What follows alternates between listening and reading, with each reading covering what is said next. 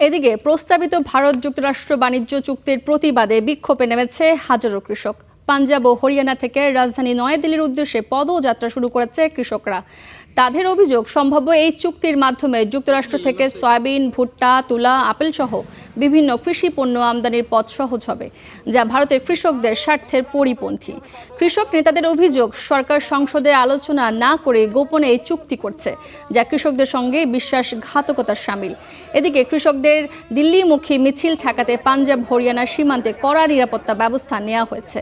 বিভিন্ন স্থানে ব্যারিকেড দেওয়ার পাশাপাশি বেশ বিক্ষোভকারীদের জোর করে ফিরতি বাসে তুলে দেওয়ার অভিযোগ উঠেছে।